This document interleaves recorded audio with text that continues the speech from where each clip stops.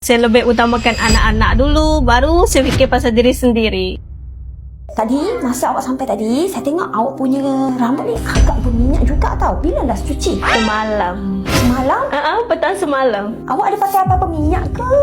Saya pakai serum rambut. Awak pakai satu kepala? Satu kepala. Dari atas sampai bawah? Patutlah sis. Bila last awak pergi salon? 5 tahun lepas, saya tak ada masa. Lepas tu, bajet pun macam kurang lah kan. Saya lebih utamakan anak-anak dulu, baru saya fikir pasal diri sendiri. Lagipun saya tak bekerja. Kenapa awak letak awak punya diri sendiri paling last? Tak apalah, nanti-nantilah. Tunggu anak besar-besar dulu. Bagi saya, kalau ada cara dengan kos yang paling minimum, tapi dalam masa yang sama sis boleh cantik, anak pun boleh cantik, apa salahnya kan?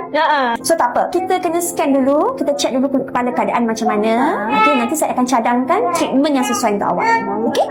Yang pertama sekali, awak punya keadaan kulit kepala ni memang kemerahan. Bermaksud dia ada sensitif sikit kulit kepala awak ni. Masa shampoo cuci ada rasa pedih-pedih tak? Kadang ada juga. Kadang-kadang ada lah. Kena berhati-hatilah. Shampoo awak tak boleh yang chemical kuat atau yang wangian dia terlalu kuat. Yang kedua, saya tengok kat sini nampak ni, awak ada jerawat dekat kawasan kulit kepala. Jerawat ni dia akan datang, dia akan naik sebabkan minyak. So hari ni kita buat satu treatment untuk buang minyak. Treatment ni kita panggil Fresh Scalp Solution. Dia akan tenangkan dekat tempat-tempat yang merah ni. Kalau awak rasa kurang, rasa gatal tu. Satu lagi treatment ni juga dia untuk buang minyak yang berlebihan supaya tak naik jerawat. So first yang kita pakai ni adalah paste daripada lumpur gunung berapi. So lumpur gunung berapi ni dia ada sekali dengan eucalyptus. Paste ni memang boleh remove minyak-minyak, kekotoran. Yang paling penting dia akan buat kulit kepala kita rasa selesa dan kurangkan kegatalan rambut.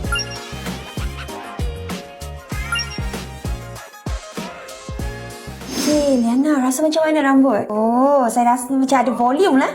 Rasa macam gembira lah sebab dah okey dah rambut, dah macam tak ada gatal-gatal lagi kulit kepala. Ada seringan sikit tak? Ada. So ni tadi kita dah scan. Ni result dia selepas lah. Tadi kan merah-merah kan? Sini dah nampak macam putih-putih sikit lah kan? So tadi keruping-keruping semua ke, ada kelumur-kelumur halus tu semua pun dah ada. So untuk treatment ni, saya galakkan awak boleh buat sebulan sekali. Kalau misal kata, sebab saya tahu awak pun mami juga kan? Paling besar masalah dia masa. Tak ada masa. Sebab tu awak boleh juga guna scalp shampoo. Shampoo yang khas untuk kulit kepala. Seminggu sekali mesti kena buat maintenance. So nanti bulan depan kalau ada masa kita jumpa lagi. Saya akan check lagi sekali kulit kepala awak. Okay, terima kasih. Sama.